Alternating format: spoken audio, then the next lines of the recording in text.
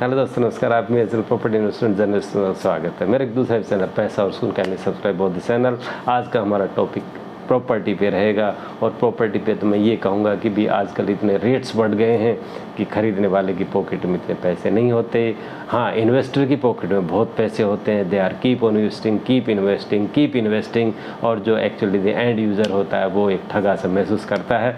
और इस ठगी को आप किस तरह से अवॉइड करो, किस तरह से अपने आप को इस्टेब्लिश करो, इस चीज़ के बारे में हम जस्ट बात करेंगे।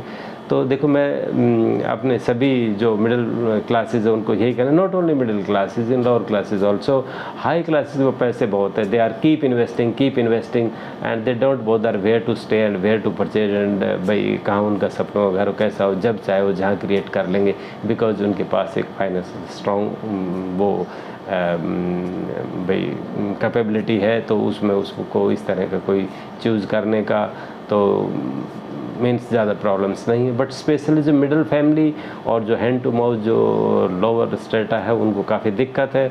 और उसमें हम ये क्या कहेंगे कि भाई इसमें हम किस तरह इस्टेब्लिश करें। इन दोनों ही स्पेशली मिडिल क्लास को ये रहता है कि उसकी पॉकेट में तो 10 रुपये की चीज़ रहती है, पसंद वो 50 रुपये की चीज़ करते हैं। आप ये बताइए कि किस तरह से इस्टेब्लिश होंगे। There is no chance to establish that. You make your mind to the practicals and means practical of the life. और उस हिसाब से आप सोचिए आपके पास कितना पैसा है, आप कितना अपने भाई सपनों के घर के लिए खर्चना चाहते हैं। जो आप अफोर्ड कर सकते हैं दैट इज़ योर मनी। उसके अलावा अगर आप इधर उधर भाई सोचोगे कि आपकी कैपेसिटी भाई 1 करोड़ की and if you think about 5 crore का मैं घर ले लूँ और उस तरह की मेरी फैसिलिटी होनी चाहिए, उस तरह का मेरा एक एडवांस भाई सिस्टम उस सोसाइटी में रहना चाहिए और मैं वहाँ रहूँ, तो ये पॉसिबल नहीं है। तो अपने आप को एक माइंड को सेटअप बनाइए कि मुझे करना क्या है। देखो, सबसे पहले तो ये है कि जब भी आप अपनी अर्निंग स्टेज में आते हो, you try to keep investing यहाँ पे छोटा मोटा।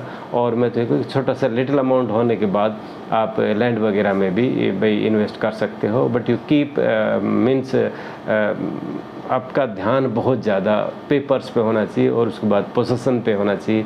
जो दो मेजर थिंग है जो आजकल सोसाइटी में बहुत सी प्रॉब्लम्स आ रही हैं कि एक प्लॉट के 2 रजिस्ट्री हो रही है, एक के 2 स्टेक होल्डर्स है।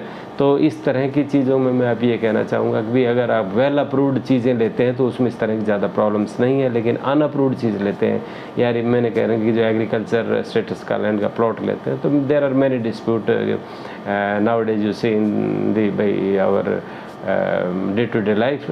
तो मैं आपसे ये कहूँगा कि भी प्रॉपर्टी का जो सिस्टम है स्पेशली एवरीवेयर, लेकिन एनसीआर गुड़गांव का हम बात करें तो एकदम काफ़ी भाई हाई प्राइस चले गए हैं। और इस हाई प्राइस के पीछे अब रिजल्ट ये है कि लास्ट 6-7 मंथ से भाई अपना ये कह सकते हो हाई राइज या फ्लैट्स वगैरह इस तरह में कोई अपग्रेडेशन आई मीन्स किसी तरह का उछाल नहीं है।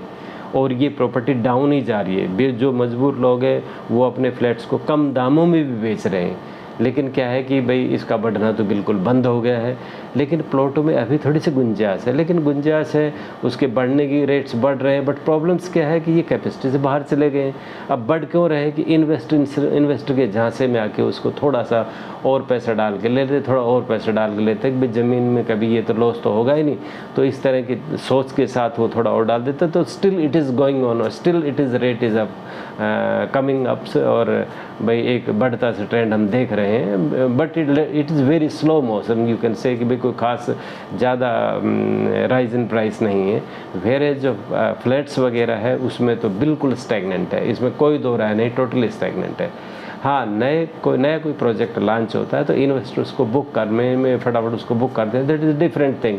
बट सेकेंडरी मार्केट में जैसे there are plenty inventory availables and क्या है कि कस्टमर जाता है तो बेचने को कोई बेच नहीं पाता, बिकॉज लॉस में वो कैसे बेचे भाई। लॉस में तो वो बेचना चाहेगा नहीं, जो उसमें इन्वेस्टमेंट किया है वो तो उसे चाहिए और उस लॉस के चक्कर में बेच नहीं पाता। तो वो बहुत सारी इन्वेंट्री इस तरह है कि इन्वेस्टर्स को रोक कर रखा है, एंड यूज़र को मिल नहीं पा रहे बिकॉज एंड यूज़र की उतनी कैपेसिटी नहीं बन रही है और मार्केट एक तरह से स्टैगनेंट है।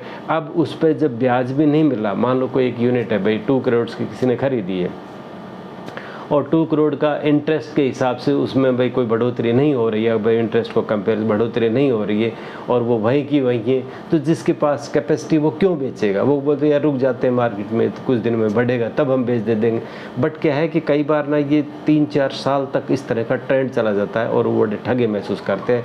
मैं तो ये सोचता हूँ इस तरह की कोई अगर आपकी प्रॉपर्टी है और आप एक तरह से हताश हो गए, कीप ऑन गोइंग लॉस, उससे पीछे छुड़ा लो, उसको जैसे तैसे बार्गनिंग करके उसे सेल इट आउट, तो वो ज़्यादा बेटर रहेगी।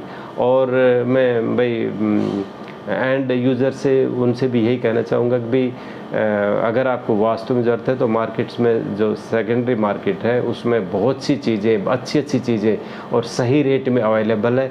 जस्ट आपको बार्गेन आना चाहिए और आपको एक सही कस्टमर, आपको एक सही सेलर ढूंढना पड़ेगा सो दैट आपकी वो रिक्वायरमेंट पूरी हो सके। तो it is my kind advice कि आप किसी भी तरह का फ्लैट में इन्वेस्टमेंट मत कीजिए। अगर आप एंड यूज़र है तो एक अच्छी बार्गेनिंग करके और आप मतलब एक लेस रेट्स में उसको ले सकते हैं और भाई घर आप पा सकते हैं। दूसरा कि भाई आप प्लॉटों की बात हम करें, प्लॉटों की बात तो ये लिमिट से बाहर है। स्पेशली अगर आप एक जिसका रेजिडेंशियल यूज़ भाई वो है, स्टेटस है, स्पेशली हुडा के प्लॉट्स या बिल्डर के प्लॉट्स, डेफिनेटली 3-4 लाख एक नॉर्मल रेट्स हो गया पर स्क्वायर यार्ड। तो आप क्या कहोगे कि भाई इतना पैसा कहाँ से लाओगे? तो ये उसमें इन्वेस्टर डालेगा या जो हाई प्रोफाइल एक लैंड यूज़र, एक एंड यूज़र्स है वो डाल पाएगा। लेकिन आई डोंट थिंक कि किसी मिडिल सोसाइटी के हाथ में ये बातें, मिडिल सोसाइटी मेरे कहने का मतलब जो सैलरीड मैन है, जिसकी भाई आप कह सकते हो कि 1 लाख 2 लाख 3 लाख रुपए पर ईयर इनकम है, इवन वो एक तरह से लोन लेके भी उसको नहीं ले पाएगा और इट इज़ टू टफ। हाँ, अपनी कोई प्रॉपर्टी बेच के, लोन लेके और अपनी सैलरी के बेस पे भाई उस तरह खरीद सकता है, बट इट इज़ मतलब मैं ये नहीं कह रहा कि भाई नहीं खरीद सकता है, but it is little tough to adjust in such a high rates. तो ये मेरे कहने का मतलब था। तो प्रॉपर्टी के बारे में आज स्पेशली इतना ही, और मैं ये कहूँगा इस खेल में आप थोड़ा ध्यान से खेलिए। अगर आप इन्वेस्टर है तो कहीं ऐसा नहीं खेल में खेलाई हो जाए। तो please be aware of the what is going on. Thank you very much.